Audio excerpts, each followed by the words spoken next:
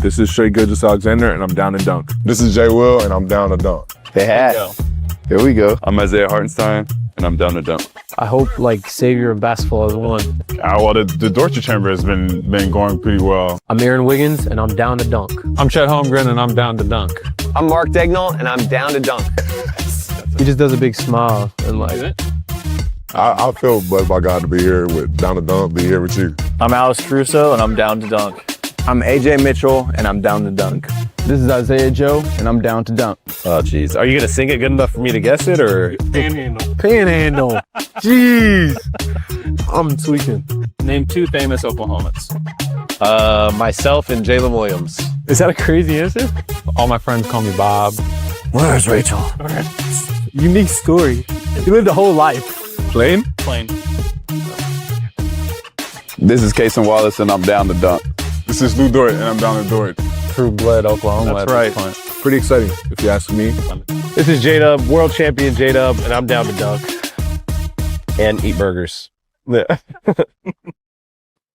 Welcome to Down to Dunk. I'm your host, Andrew Schlecht, for part of the Athletic Podcast Network. It's an emergency pod because the Thunder have won Game 3 in San Antonio.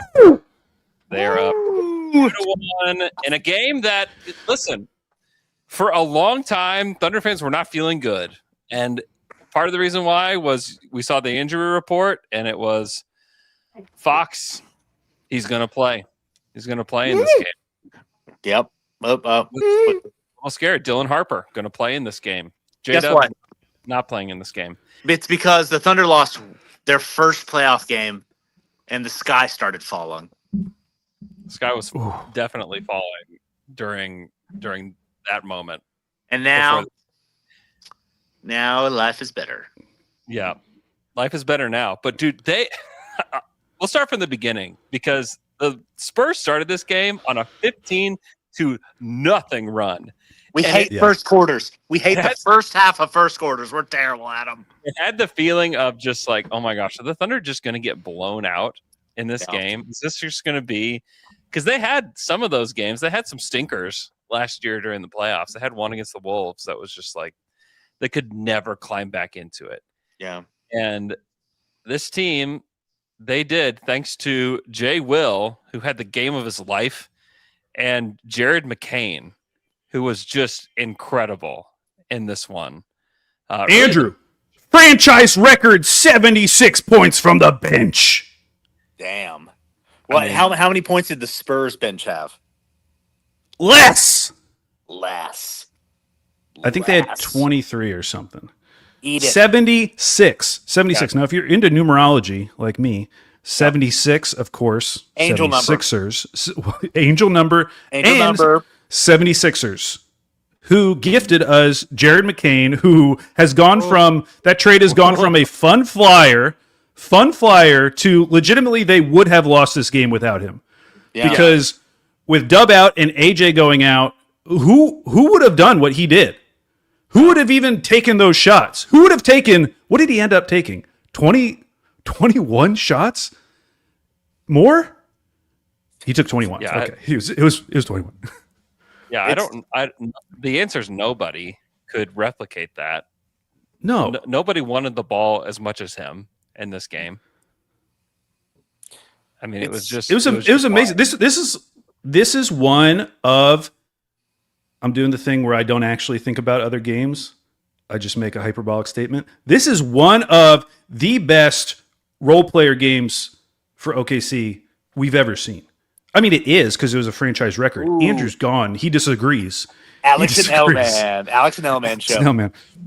But besides the franchise record, 76 points, like what you got from J. Will, Caruso, Kason, and Jared McCain, all of those guys hitting in the same game is just so crazy to me because thinking back to last year's playoffs, you know, if there was a flaw with this team on that run, it was just like night to night. You didn't always know what you were going to get from the bench. Yeah. You felt pretty good about Shea. You were feeling good about Dub. You know, Chet can be a little up and down, but like you were feeling pretty good about those guys throughout last year's playoffs. And it was just like, can we get anything off of the bench other than Caruso, who was pretty consistent. And having all of those guys hit on one night, on the road, down to, two of your best ball handlers and playmakers, with Dub and AJ going out. I mean, truly one of the best role player games I've ever seen, and it's been the difference in the 2 wins because the Spurs feel like a deep team. They do feel that way. Every guy they put out on the court, you're like, he's pretty good. They just don't put as many as we put out there. And there's going to be a more chance to hit because we're putting more guys off the bench. There was a guy on TikTok that I saw that was like doing a position for position. It's like who wins. And bench he gave to the Spurs. Now, he was a Spurs fan. And when I saw it, I was like, there's no way. He does not know what we have on the bench. Well, and in his defense, like going into the series, you're looking at Keldon Johnson, 6th man of the year, and you're looking at Dylan Harper, who's been one of the best rookies this year and has been awesome in these playoffs. I looked at Andrew has entered the studio. Add him to stage. There he is. I looked at their bench, and I'm just thinking like, man, there's so many guys on the Spurs who could score 20 in any given game. Because you have basically their entire starting lineup, and then you have Keldon Johnson off the bench, Dylan Harper off the bench. Like any of those guys could score 20. And in this series, it's been completely flipped. Yeah. Where now I'm like, wow, J. Will scored 18 points. That's his playoff high. Hit 4 threes in the first half when they were getting out of that hole, and it was huge for him to be hitting that. Caruso, I mean, he maybe has been the best player on the Thunder. He's been the 3rd best player in the series, I would say. I would say like Shea and Wemby. Shea, Wemby, and then AC. Dude, Caruso's been... It's sick. It's sick what he's doing. I mean... It's disgusting. It's disgusting. But he is... I mean, he's showing up when it matters. Him becoming like Steph Curry from 3 for this series has been... it's been so welcomed. Yeah. We were robbed that first game of winning and calling it the Alex Caruso game. And he's still stepping up every game and making a huge impact. Oh, it's crazy how close they are to being up 3-0 in this series. Yeah. And if that were the case, how much of it would be because of Caruso? Yeah.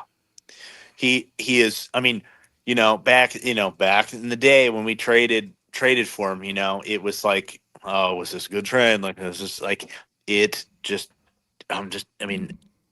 saw what he needed. It's unbelievable that he's there. I mean, he's killing it. Yeah. He's a playoff riser. Like the way that he shot the ball, his decision making, the touch pass to J. Will in the corner, the first half was just like, I don't even know that it like touched his fingers for less than like a millisecond because it was just like boom, boom, right to J. Will, who hit the shot. I mean, it was incredible. Also, J. Will, and this was like an assist from Mark, but like J. Will hitting the threes and then getting 2 fouls on 2 consecutive possessions on Wemby. One was the proxy foul. Shout out to Mark. And then the other one was taking a charge on the other end of the court. And like they just had Wemby out of sorts almost the whole night. And it wasn't just Isaiah Hartenstein this time. I think J. Will had something to do with that. And I think Alex Caruso did as well. But honestly, like a lot of this game too was just about like the control that Shai Gilgeous-Alexander had. Like that guy, he didn't have like the craziest stat line and he wasn't like crazy efficient in this game. Obviously, he was 35% for the field, but the control that he had of that game was just unbelievable. And a lot of it was through passing. Like he controlled like what the Spurs defense did throughout the whole night. Yeah. I was going to say they have gotten so much better even over the course of this series from game 1 to game 3 as in terms of cutting and finding the space in this Spurs defense. Yeah. Like some of these plays they were making tonight, you go back to game 1 and like the just the idea of like the player, driving in, seeing Wemby and turning around and passing it out. I felt like it was every other play in game 1 where you were seeing that at least one time per possession. And it still happened in this game, but it's so much more rare. Like they're doing such a better job of finding space in this defense and getting some wide open dunks during the game, which just wasn't happening in game one. Like they have, I don't know if they've figured something out because, you know, the Spurs their Spurs are a great defense. They could adjust. But for at least this game, it felt like the offense was humming compared to the way it looked earlier in the series. Yeah. I mean, after that first game, I mean, you guys, when our group text, it was doom and gloom. It was not good. And that was throughout, you know, Thunder fandom. It was like, oh shit, this is not good. And I mean, it just feels like a totally different world that we're living in. Their offensive rating tonight, OKC, 128. 128 against the Spurs defense. Has it gotten better? Has it gotten better every game? Yeah, it had to have, because I think game one it was 102.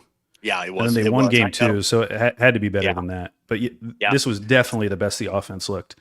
Yeah. And the big difference, at least compared to game one, was that floater range where they were just miserable in game one. I think it was something like 5 for 23 in floater range. And tonight they were 11 of 21 in that short mid range. I think and they were 11 of 15 at the rim. It's so much that this team has been through playoff series before where they have to learn and adjust and win, and they know how to do it in a way that this Spurs team doesn't know how to do it yet. Oh, this was such a heart of a champion game, like the type of game you see from a team that has been there before. Yeah, this was like whenever the Mavericks beat the Thunder in 2011, and you're like, how are they doing this? Like this was because it felt like we were right there, but then they were just just a little better. The beginning half of the Nuggets series last year when they kept like finding ways to win. I mean, our team now is in that spot where like we have done it, we know how to do it. Yeah. Dude, I still can't believe they went into San Antonio and did this. I'm just blown away. I'm blown away. Like Jared McCain, that guy is unbelievable, man. Yeah. Dude, come onto this team and to have like the like audacity to believe that he's like the second scorer in these moments and to be like slapping for the ball and screaming for the ball. And you have like Shea, who's the MVP. You have Chet Holmgren, who's the number 2 pick in the draft. You have Alex Caruso, all these champions, and he's like, no, it's me. Yeah, which is like what makes him great. Like that's like what's gonna make him not just a role player, not just a shooter, but I think like Jared McCain has the chance to be a legitimately great player in this NBA. I honestly think he has that too, and it's like. For Morey to come out and say like, "Oh, we sold high," and for then him to rise higher, like it's just a like moment where he's like, "No, I am going to prove him wrong," and like he is. I mean, I can't believe another team traded for him. Well, it's listen, like traded him. The sell high quote, that's out. What's in now is the other Morey quote about how he didn't think any team added someone significant for the playoffs at the deadline. Because that was his other quote, and now that has been proven false because Jared McCain is winning basketball games for the defending champs. Like, the biggest thing to me about McCain's game tonight is that he went 2 of 10 from 3. Yeah. He was terrible from 3. Shot 20%, and he was a plus 28 in this game. Yeah. And his drives and his mid-range game, I mean, it was highlighted by that play against Wemby. Yeah. Dude. On a closeout, goes straight at Wemby, gets Wemby to do the head whip. Oh, Wemby flops, thinking, I don't know what he thought was going to happen. But he flops, and then Jared finishes over him. Really? And then flexes on him. Should have been an and one. He did. He flexed toward the bench, and the bench is just absolutely loving it. Oh my gosh, what a great game from him, man! Just unbelievable. I mean, if you were to guess, like, okay, what player is going to have 24 points in this game that's not named Shea? Like, maybe you guess Jared next, but I would have been like, probably AJ, probably, maybe Chet steps up, but I thought you were about to say Dort. Maybe I heard a D come out. Maybe Dort. No, Shout out to Dort, who he played 23 minutes in this one, and there are like zero like Dort's going rogue moments. You know, like he's locked in. He had like some great rebounds in this one, and his defense has been on point. He had 3 assists. He took 1 shot. He took 1 3, and that was it. And that's what this team needed. Like guys like iHeart and Dort, like just stepping in and like filling these roles for them, as like they know these other guys are going to be the ones to make the shots, is like still pretty important to this. Yeah. I mean, this team, it's iHeart said something to this effect, but it's like everyone knows when it's their time, it's their time. And every other player knows when it's some other player's time, it's their time. And like there is such humility with this team to know that like Dort, it's not his time, it's someone else's. It will be his time when the time comes. I mean, it's you just never it feels like there's always someone on our bench who is going off and having like the game of their life. And it's great. It feels so good. Yeah. But also maybe consider changing the starting lineup because we're getting destroyed. Oh, our first quarters are dog shit. They're horrible. Elman, it's so bad. You got to stop bringing the S word in. Elman, how much wine have you had tonight?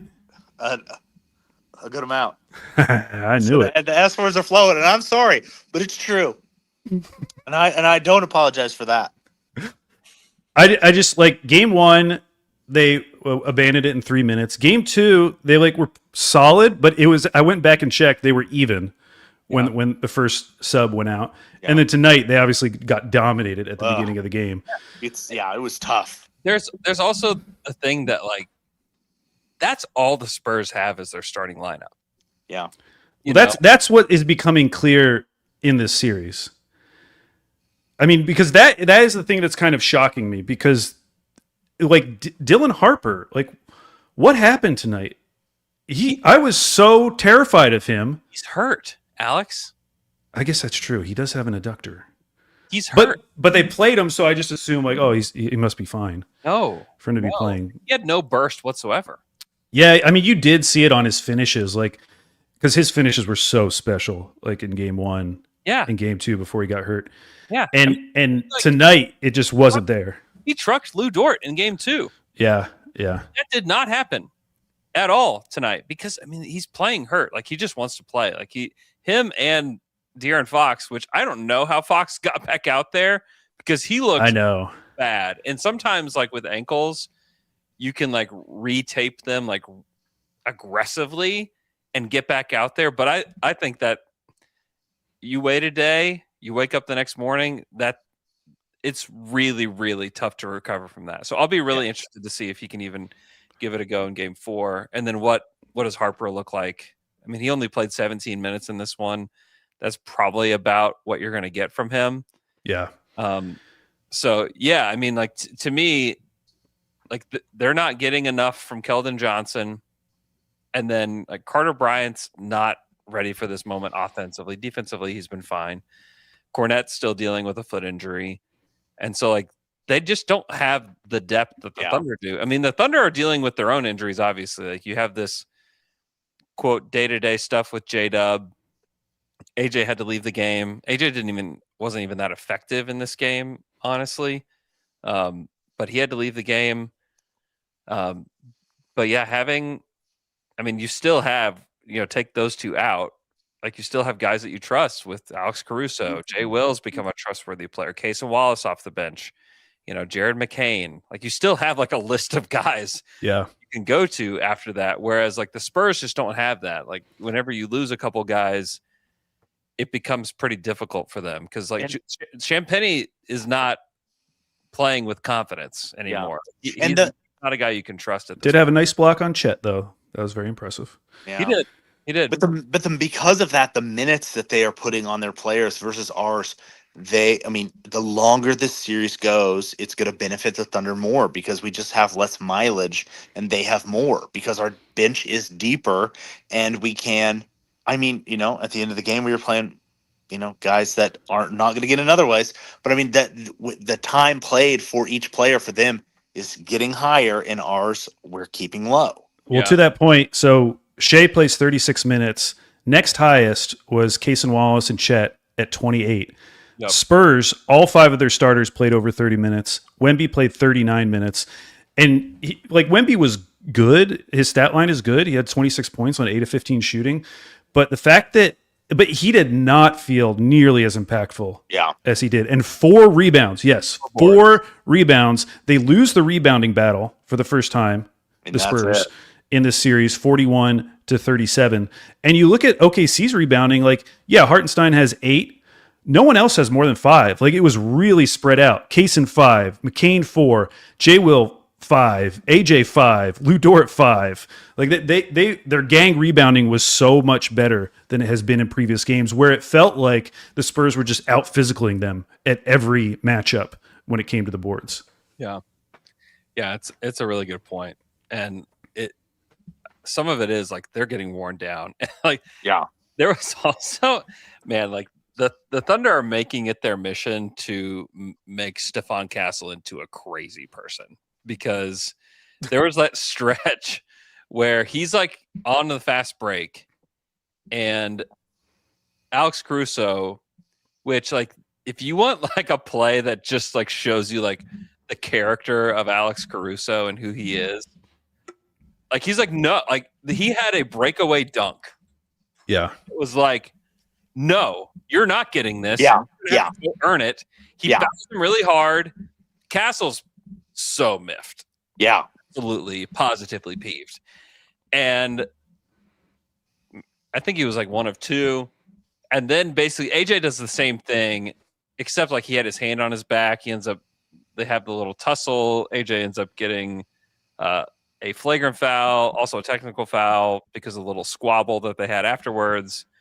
Whatever. And then after that, the next Spurs play, Caruso, as Stephon's trying to take this jump shot, fouls him hard. Yeah. Goes up and whacks him. And then Caruso just starts clapping his hands like just a crazy person. And Castle's just what is happening here? They were no, you're not going to out physical us. You don't intimidate us. We're coming after you. And I thought it was a very, very interesting stretch. Did you see Wiggins on the bench pretend he was going to run out there? That was Isaiah Joe. Was that Isaiah Joe? Yeah. They did, and it was very funny. Yes. Very but I mean, funny. we are playing physical, and we are not letting them have anything easy anymore, which is, I think, the difference from game 1. Anything that you're taking, there was this, in that section there, they were fouling a lot, and that I am fine with that. I was really happy to see that happening. Well, that first play by Caruso, for how hard of a foul that was on that breakaway, that's about as clean as you can do it, because he didn't get his body, he just hit the arm really hard, and that was, I think, just a good foul. Whereas the AJ, I was fine with him calling a flagrant because yes, he had his hand on his back, and you barely need any type of a push with someone's momentum like that for it to potentially be dangerous. So you can't touch their body. So that one I was fine with, and I can't imagine how pissed Steph was after the Caruso play and then that happening with AJ. And then the third Caruso play, it was we'd like to get in your head now, and we would like to destroy you. And it was very, very interesting. That was a very, very fun stretch of basketball. I thought Chet had a much better game. He wasn't great on the boards, but I thought Chet as a play finisher was so much better. He did get a shot blocked from 3, but he was 5 of 7 from the field, 14 points. He had 3 boards, 1 assist. I thought defensively he was great in this one. I thought this was a much improved, more aggressive offensive game from Chet, in which I thought that he was really effective. And so I was glad to see Chet make some progress, I would say. I feel like he just looked more decisive.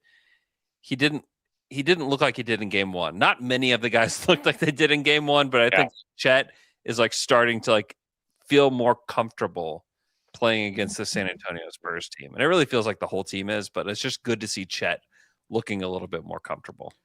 Yeah. It feels good. It's a sigh of relief. Yeah, that That's really what this felt game like was.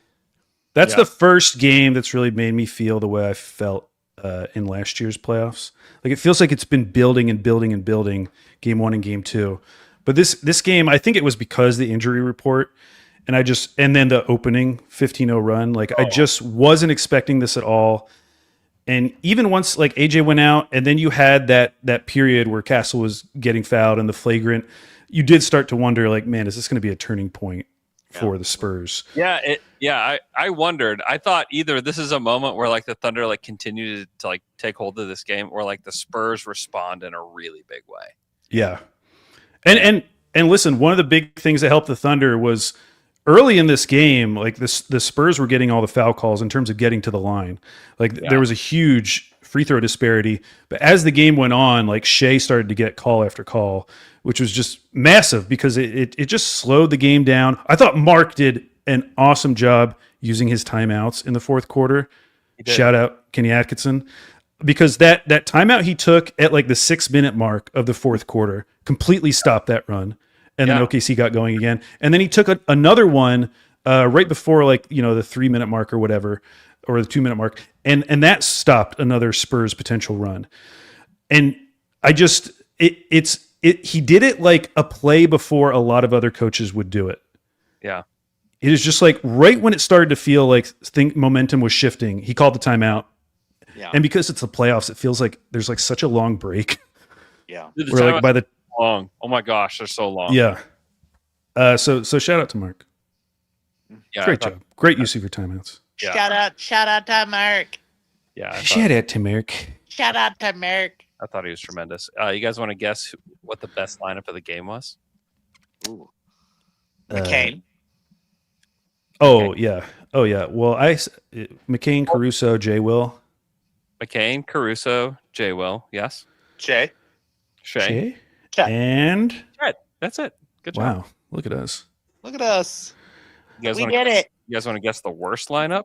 Dort, Yes. iHeart, Yes. Shea. Yes. Isaiah Joe. No. It's not that hard to guess. Oh, AJ. Yeah, it's the starting lineup. Oh yeah. Oh well, okay, that actually makes perfect sense. Yes. I'd actually black that out of my memory. That first 6 minutes, it was. Yeah, that was a different game. We hate the beginning of games. We're It was bizarre. It was bizarre. It was getting out of hand to where it was like I was watching with my family and there was some crash out. It was crash out. I mean, full crash outs by my brother and he was starting to get my dad there. It was about to be really bad. Like as a theme, what settled them down? Like what settled the Thunder down? It was when they put Alex Caruso into the game. Yeah. And like he has done this, and I asked him about it. I put the quote on Twitter, but like he is like one of the only guys that like can stay locked into these games. Yeah. And can like weather the storm. And the fact that like they were able to do that, and now that they know that they can do that against this Spurs team, like that's a huge deal. That's going to be a tough thing for the Spurs to overcome too. Like the way that they felt at the beginning of that game, and them being on top, and it feeling like, oh my gosh, we're going to destroy this Thunder team, and it felt like it. I mean, in the moment watching it was like, oh my gosh, what are they going to do? They were just like shot out of a cannon. But imagine if you are like a Spurs fan, like to our level or like less, your feelings about Alex Caruso. You hate him. Yeah. You hate him. I was thinking if there's like a CP3 annoyance slider, like Caruso is just like at max all the time. Yeah. Because a lot of the plays that he makes, it's all these like plays on the margins where he's just doing like a little annoying thing to gain a little bit of an advantage for the Thunder. Like in addition to him like causing havoc and creating turnovers, but like that play where he drew the foul on Wemby when Wemby jumped into his shot, you know, and got on the pump fake. Like it's just that is not a play I would have guessed would have happened in this series. Like, Caruso thinking about pump faking Wemby and jumping into him. Although, not like I don't one bit is he scared of Wemby. Like not at all. No, he's not. Do you remember who was it at the end of near the end of the game? I don't remember who was shooting. Maybe it was Caruso, where it happened again, and Wemby was able to like collapse his body on the ground so that he didn't get the call again. Case and Wallace, yeah. I thought that was actually a good play by Wemby because it was about to happen again, and he was able to just like He was completely. It's like those like string toys when you press the button they just collapse. Yeah. That's hilarious. That was very smart. It seemed like that. That could have definitely been called a foul though. Like it could have, like, but it was less obvious than the Caruso one. You want to talk about landing space? Like he just like collapsed into a puddle into his landing space. Yeah. But honestly, thinking back to game one, like the fact that they're even getting Wemby in those positions. Yeah. He was not getting in those positions in game one where he was like out of control. This is where like you have to credit the Thunder coaching staff because like the Thunder themselves like did not figure this out on their own. Like the players did not figure this out on their own. Like they have done a masterful job of the way that they've handled it. Because also like in this game, it wasn't just like, well, the only solution we have for Wemby is Isaiah Hartenstein. You know, like that wasn't the only solution they had for him. Yeah. You know, like they're using a lot of different lineups to make things very, very difficult on Victor Wembanyama. And I just don't know how sustainable it is. I was talking to Michael Wright, who works for ESPN, before game 2. And he was like, I think the Thunder are going to win this thing, like this series. He was like, I don't think the Spurs really have a chance in this. And it was like after the Spurs had just beat them in game 1. And I'm like, what? Like, what are you talking about? It's like, I feel like Thunder have already lost. You know, it's like, that's how it felt for like most people. I didn't say that, but like, I was just like, okay, you've got to tell me what you're talking about. And he was just like, yeah, he's like, I just don't think this is sustainable. Like, the amount of pressure that's on the starters, the amount of minutes that Victor Wembanyama has to play, like he's like the Thunder can, like look at their minute totals, look at the way that they play, like, and it was like, oh, I was like, that's a very smart point, guy who has a great, awesome job and has been doing this for a lot longer than me. Yeah, and especially if Cornette and Harper have like if these injuries are ongoing for them. That just saps their bench even further. And Fox, the fact, like, and Fox, yeah. I mean, the fact that you have to, I mean, you had to have Harper as a star. I mean, it's kind of interesting that like the Spurs were just maybe better with Harper as a starter. Yeah, well, that's why I'm like, okay, I agree with you. Like, he has to be like the injury has to be bothering him because yes, they were better with him, but I don't know if they would be better with this version of maybe not Dylan this Harper. version. Yeah. It's just because he was so awesome in those first couple games. Yeah, even defensively, Harper did not make the impact. He was a -13 in this one. Like he was mostly invisible in this game. I would say, like, save for like he hit a really big 3 that I thought was like that felt like pretty impactful. It did. And he was trying to hype the crowd up. Yeah, I mean, he's still a great player, but like it's not you. When you're hurt, you just can't, like, you're not as special. Like you can't be the special player that Dylan is. And maybe he'll get better as time goes on, or maybe it kind of stays the same. But like this series is over in like 9 days, you know? So like, right.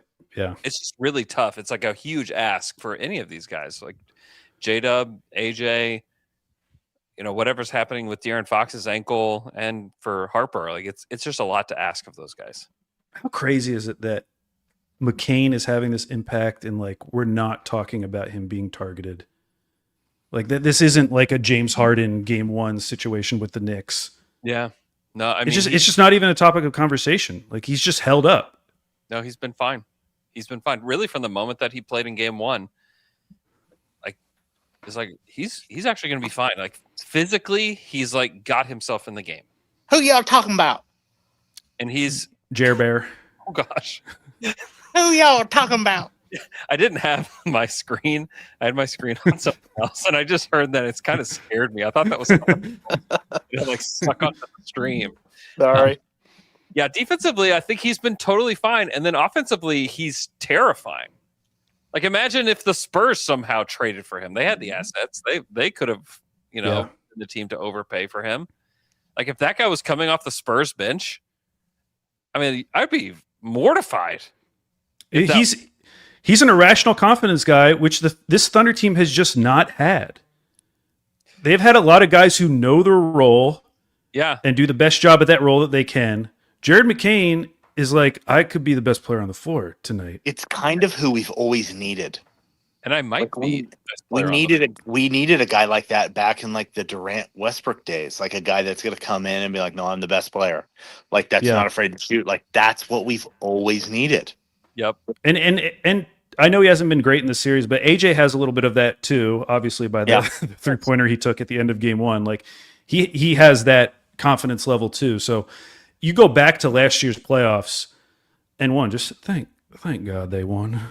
Oh my gosh! Oh my gosh! But coming out of that, and the way we were talking about what this team needed to add, and now looking at this year's team with McCain and AJ as those two big additions, they're exactly what we would have wanted in last year's playoffs. Yes. Yeah. Yeah. Like, there's no way those series go to 7 games if they have this version of the team. We're better. I mean, we are better. You just have McCain. And like think about just the way they've attacked the zone this year compared to the way it looked against Denver. Think about how many times we said zone on our podcasts. Yeah, we don't have to talk about it anymore. We don't. Because it's just like, well, put Caruso in the middle of the floor and he'll make a great pass, and you have to figure something else out. Also, shout out to Amy and I's friend at OKC Sweets who gave us a Jared McCain cake. Whoa! A Jared McCake. What jersey is he wearing? It looks is like that the Sixers? It's a Thunder Blue jersey. Yeah. Oh, okay. I thought that was the 2001 Sixers jersey. You guys haven't been to OKC Sweets. Did you eat it? Did you eat it? My kids did. Is it good? What kind of cake was it? Vanilla. Vanilla. Who ate the face? My son says vanilla. Cut his face just straight in half, and then sick. Arden peeled it off. Arden's favorite player is Jared, and has been for a while. Like he's has been for a while, like a few months. Yes. He has a Jared jersey. He's been locked in since the trade. He knows ball. He does know ball. And he was just dancing around the living room with half of Jared's face. Can I tell you the most disorienting moment of this game was like down the stretch. It was still like a little bit up in the air. Like, are the Spurs going to make a run or not? I'm like so locked in. I'm standing at the TV, and my wife is like, "What's the name of number 0 again on the Spurs?" And I'm like, are you talking about number 1? Like, are you talking about Wemby? She's like, no, number 0. I'm like, that's Jordan McLaughlin. Why are you asking me about Jordan McLaughlin right now? What is happening? I was so confused. And she didn't explain it at all. There was no story behind it. She's just like, what's number 0 on the Spurs again? You know what? I think Mal's got a crush. Maybe that is it. I think she'd be crushing. You better watch your back. Jordan McLaughlin is a looker, That's what everybody Maybe.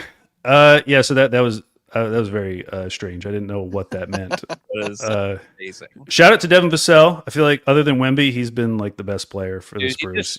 He just makes really timely plays. Yeah, he does. He's good.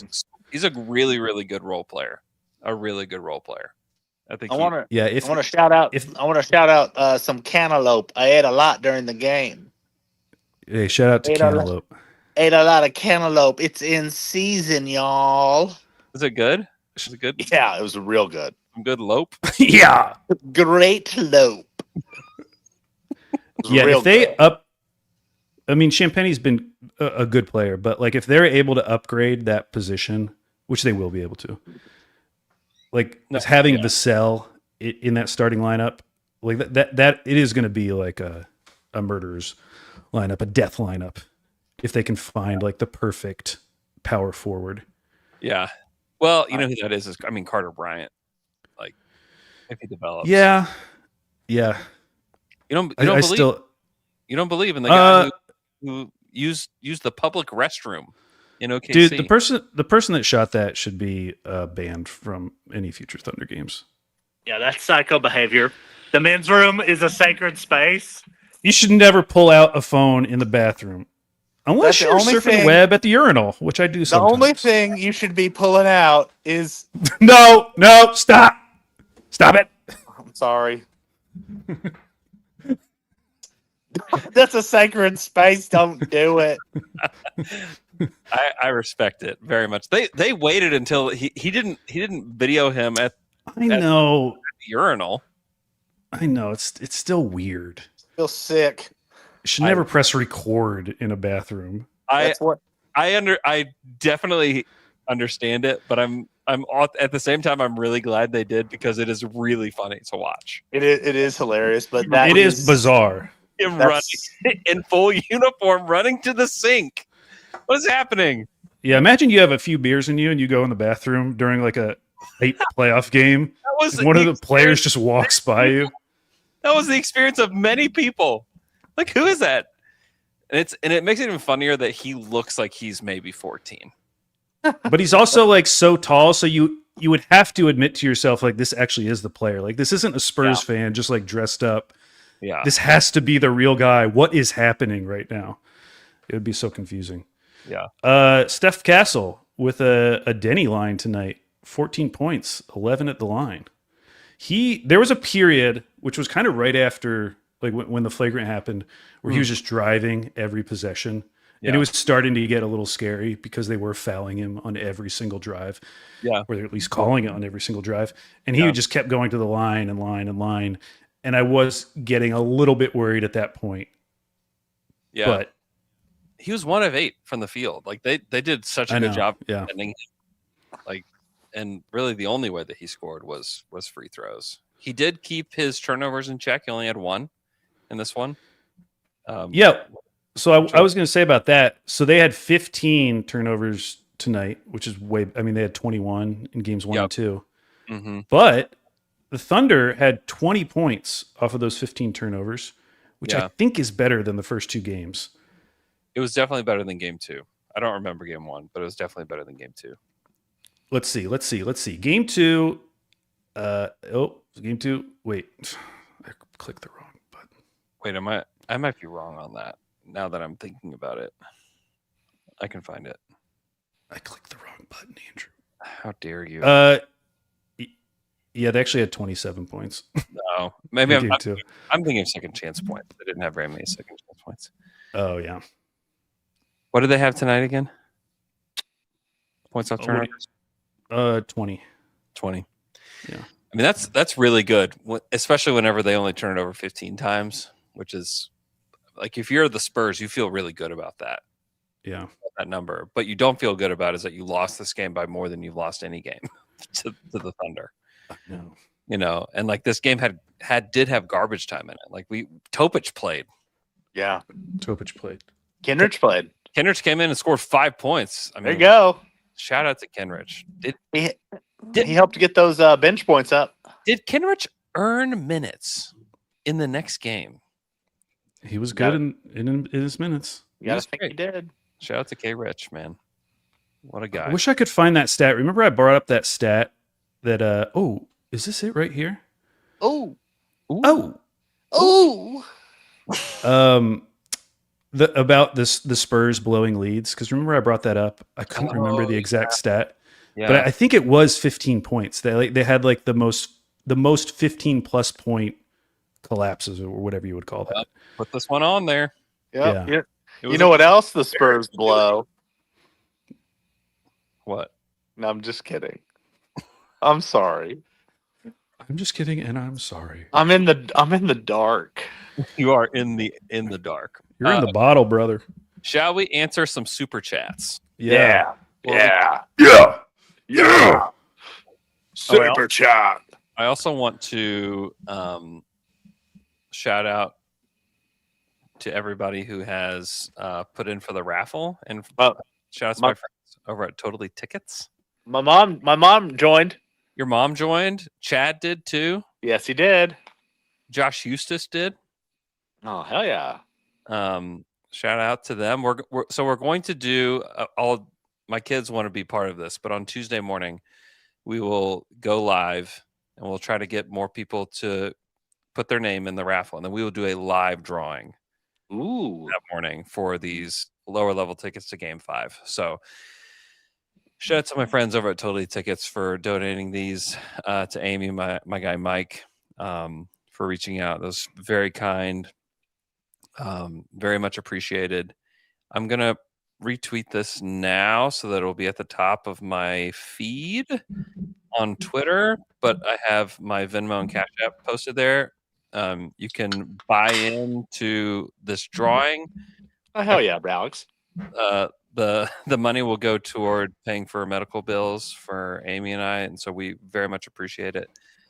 Amy had chemo today, and it went well, and she's resting now. She believed in the Thunder the whole way, the whole game. Even when they were down 15, she was like, you know what? I still feel like they got this. We're like, my kids were just like crashing out, just like, you guys are talking about mom.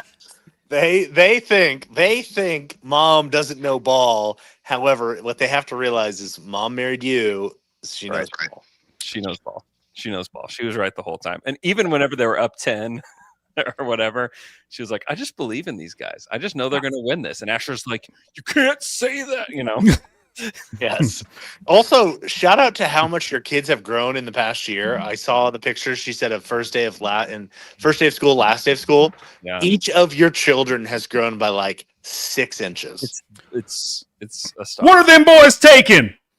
You got them on HGH? They're growing. What's in the water out there? We watched the Jeremy Lin documentary where he like hangs to like get taller. Everyone in Jeremy Lin's family is like very short, and like they're convinced that like if you just hang, like you'll get taller. You got them boys hanging. Really? So yeah, Jeremy Lin, like he's 6'5". Like no one in his family is 6'5". So they're doing. Might need to try it out. Can you start late around let's say 40? How did he hang? How did he hang? How he hang? Your arms or your legs upside down. You can do upside down. You can do right side up. Just hanging. Just hanging, baby. It sounds easy to get the leg lengthening surgery. Yeah, I might just do that instead. We should all just do that. We should just show up just be like 7 feet. Be hilarious. It'd be really intimidating for the other podcast teams. Seriously. that we were rivals with. Oh my word. Anyways, if you want to be part of that raffle, go check out my Twitter. If you don't have Twitter, you can Google Andrew Schlecht X and my profile will pop up, and it should be the first tweet there. Oh, X, the everything app? Yeah, you've been saying that all day. That's what it's called. All right. It's what it is called. Super chat time. If you want to get a super chat in, now's the time, because Alex and I are going to record Slam and Jam with Dave DeFore, who is in San Antonio. He's going to tell us about what's going on in the locker room, what the vibes were like in San Antonio. So if you want more content about this game, I'll have the audio version up tonight. The video version will be up sometime in the middle of the day tomorrow. So if you just have to watch us. What time are you guys going to bed? Never. It's only 9:30 out here. Get some sleep. I'm up all night. Get some sleep. Okay, first super chat. Daniel Sinney, 45-2. I can't believe Mccain wasn't on the team in January. It's a great comment. It is crazy that he. Well, you just look at the history of trade deadline deals mattering in the playoffs. It's very rare. Yeah, it's like Rashid to the Pistons. I was about to say Rashid. That's like the example that everyone gives, and then it's like, And Yeah. I don't know who else it is. Gordon Hayward. like if the Andrew, did you share with everyone that you got a Gordon Hayward jersey? I don't think I have shared that with everybody, but I found it at TJ Maxx. $7. Yeah, and I wear it a lot. It is the funniest shirt that I own by far. It says the Thunder emblem on the front, and on the back it's 33 really big Hayward. I'm like, Hayward. oh my God, this is so great. So great. Outvid says, let's effing go. We own the Spurs. This is Mrs. Darrow's son. Miss Darrow, the Hefner teacher? It must be, yes. Shout out, Mrs. Darrow. Shout out, Miss Darrow. Shout out to Miss Darrow. Yeah. Dang. That rocks. Dylan Poe 52. We have to talk about Decknaught's adjustments since game on Wemby. Game 1 Wemby. We're figuring out how to grind him down, and it's affecting the Spurs offense. Yeah. I mean, he's not been as effective. It turns out like being super physical with him and not letting him just do whatever he wants is helpful. Yeah. Make his life miserable. But pushing him out further, so like when he catches the ball, he's closer to the perimeter. Obviously, he can shoot threes. He was 2 of 5 tonight. But just keeping him away from the basket when he catches it.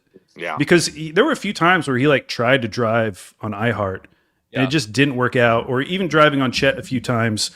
Like I know he had one good play against Chet, but a lot of times like he would just he just like didn't have the handle to match the physicality on those drives. Yeah. And so, yeah, just keep pushing him out, being super physical with him. He's still like good. I mean, he's 26 points on 15 shots, 8 of 10 from the line. Like that's about as good as you can do. He's still the alien. Yeah. That he is. Like he's still very good, I would say. It was game 2, I looked down and I was like, hey, maybe he's not having that good of a game. I looked down, he had 25 points.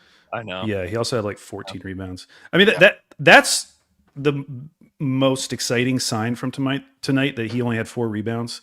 Because I do wonder, like, if you are going to exhaust Wemby, what would it look like? It'd probably look like more 3-point attempts and fewer rebounds, where he's just like not scoring in the paint quite as much. Yeah. So I'll be interested to see. I mean, he's obviously going to have huge games going forward, but 4 rebounds is an impressive benchmark. Yeah. For OKC's defense. And even just like looking at like the game logs, like there can't be a stretch where he's played this many minutes consecutively. You know? Yeah, totally. And it's every other day. And it's the highest level yeah. of basketball. Yeah, you're not playing against the Bulls and the Pelicans and the Warriors, you know, like you're playing against the Thunder every time. You know, I mean, it's just wild that, and like you look at the game logs from this season, like the highest, he played 39 minutes against Miami. He played 39 in overtime against the Nuggets in a loss. He played 38 against Detroit. I mean, he just didn't. It's just really rare that he played that like this high level of minutes. He played 8 games. He played over 35 minutes. And they're kind of screwed because whether or not like how much Cornette's injury is affecting him, what is obvious is that like the non-Wemby minutes are a disaster. Like they were a minus 18 in Cornette's 13 minutes tonight. Yeah. And so they just can't even afford to not play Wemby that much, even if they would like to play him less. Yeah, it's true. It's very true. Good. Hey guys, it's great. It's great doing this with you. I love it. Alan Castro 2444. It is great. He said, "Let's go. How good to silence the silly San Antonio crowd. If SGA can play at his level, even without Jada, we can do this." Shout out to Chet. Keep it up, man. Yeah, Chet was better.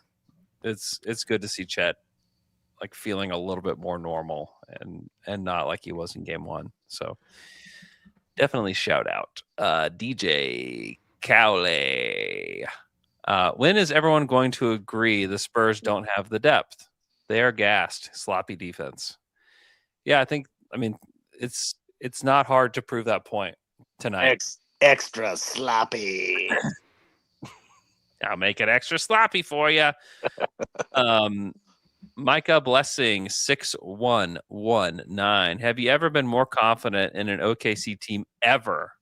Also praying for a complete healing from the Lord over Amy. Thank you for that. Oh, thanks, Micah. What was the most confident I ever felt about the Thunder team? The most confident was probably the second we traded for Carmelo Anthony.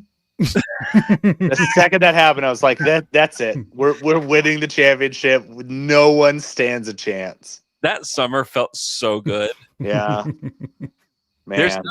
Is there a gap in like how good you felt and how bad it went for the Thunder? Maybe game 5 to game 6 of 2016 Western Conference Finals. Yeah, that's true. That one wins. Or I guess it was game 4 to game 5, right? Because they were up 3-1. Yeah, but it had been a while. It had been a while since that. But even 5 to 6, like you just felt like, oh, they'll come back. They'll win in game 6. They'll be fine. Yeah. They're at home. This is not going to happen. I just remember in that series, like, not to talk about that series, but game 4, you felt like, wow, we cracked the code. Like we're invincible. Yeah, like this team is like too athletic, too strong for the Warriors. Like they have nothing for this. Russ is running down the sideline, high-fiving his brother, and you're just like, we're invincible. We just won the championship, is what it felt like. So maybe that. No, Hoodie Mellow, you forget. You forget how you felt with Hoodie Mellow. Hoodie Mellow, everyone was like, we are unstoppable. Yep. Also, remember this series is not over yet. They're up 2-1. Like things can change quickly. So, I honestly was just hoping for a split going to San Antonio. Agreed. I did not feel like they were going to win tonight. And no, I didn't either. And when I saw the injury report, I was like, I felt like for sure they weren't going to win.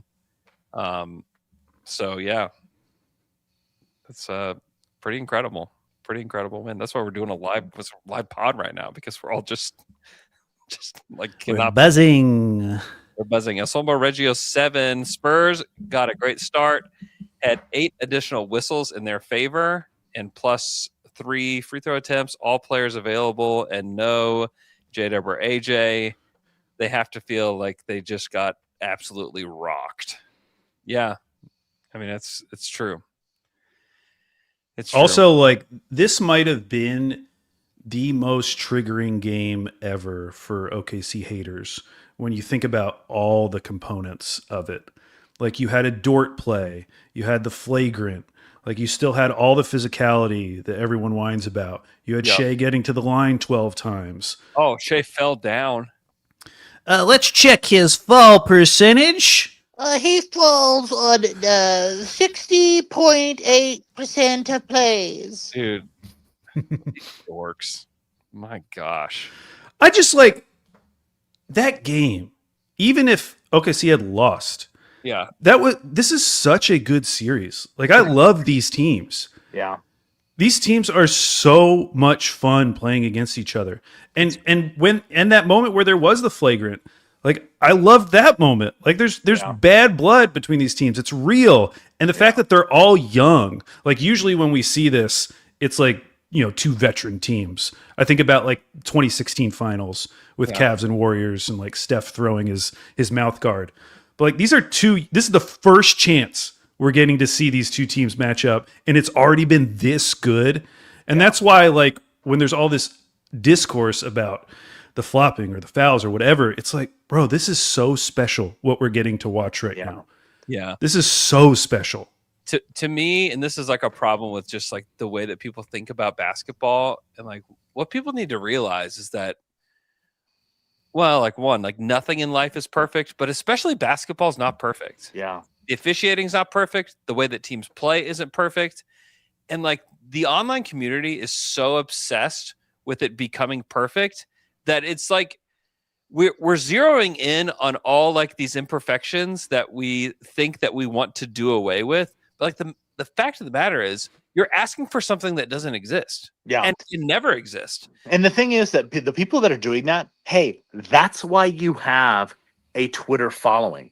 It's because you're pointing that out. Like this is the thing that you actually like, and you don't even. I mean, they probably realize it, but I mean, the thing about these teams is we're going to be looking at this matchup for the next, how many years.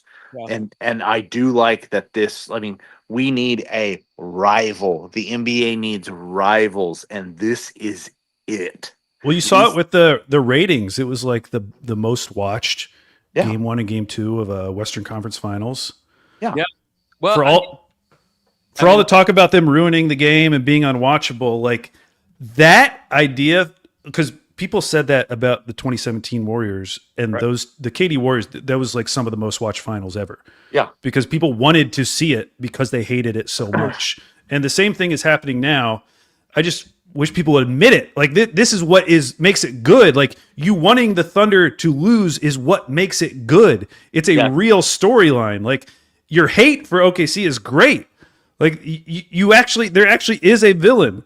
There's a storyline worth talking about. It's just everything else has just been blown so out of proportion. Yeah. That people aren't appreciating just like the story, the character development here. I would also say just enjoy the series too, and don't get too far ahead of yourself, because I remember when the Thunder played the Heat in the finals, they were like, well, this is first of many. Yes. And it never happened again. You're not guaranteed anything. We are not guaranteed to get another Western Conference Finals. Yeah. I mean, anything can happen. And enjoy it. This might be the only time we play the Spurs in the Western Conference Finals or ever again. Yeah. You just never know. Sad. It feels like it feels like it's going to happen every year, but how many times have we seen this throughout the history of the NBA where it feels this is going to be the rubber match every year? Okay, let's fire through some more of these super chats. Zach Sawyer, 9104, come into Game 5 Asheville with my brother. With me brother. With me brother. I've been listening for 5+ years. Love you guys. High school group reminds me of you guys so hard. Would love to see some of you. Where should I go before or after the game?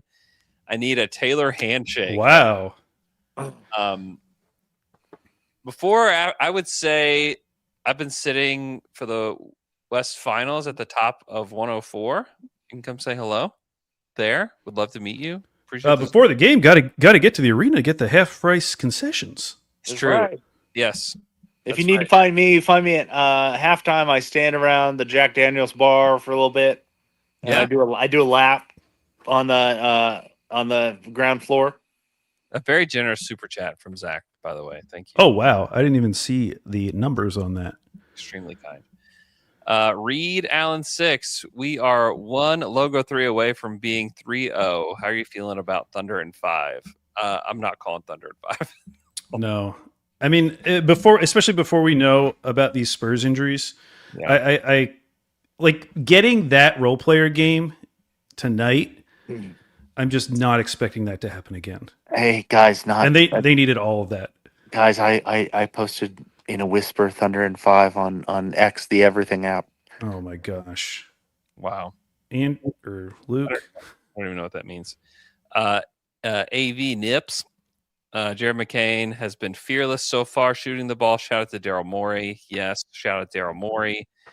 I bleed orange 13. Needed that Kenny Hustle 3. Jared is my savior. I love the idea that they were pissed until Kenrich hit that 3. They're like, okay, it was a good game. I respect it. National media got what they wanted. 66 free throws from Andrew Fleming 4. It was great. I loved all of them. El Strombo Reggio 7. It was reported by Spurs pundits that this was the most minutes Wemby has played over a 3-game stretch ever. Wow. Well, he getting tired. He's getting tired. He's getting tuckered. He's tuckered out. Thundering G. Thoughts on how undisciplined the Spurs are. Surprised they got rattled easily by the chippy plays. I mean, it's their first time. Yeah. This is their first playoffs, and this is their first... Well, I shouldn't say their first big series, because I do think the Wolves similarly played them very physically. Yeah. But like this is a huge stage, and that most of them are experiencing it for the first time. So I'm not like shocked by it. Yeah, this is what teams do. Like they take worse shots than the Thunder do for the most part. Like their shot profile is just going to be worse than the Thunder's, and they don't really have like, especially if you take away Harper, they don't have like really tough shot makers on their team. You know, like they have to generate like good open looks. You know, like that's a part of like how they're going to do it. Okay. Good night, guys. Good night, fellas. Good night, Andrew Sons. Good night. Good night, Andrew Sons. Give your father a hug. Yeah, kiss your dad, dog. Kiss your dad, dogs. Kiss your dad. AV Nips. Again, 5, 10, 15 years ago, most everybody is calling this series peak NBA. Online narratives are wild. Yeah, I don't know. And they will.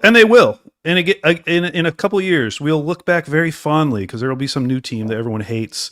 You'll be like, man, remember the Thunder Spurs? That was real basketball. Yeah, I know.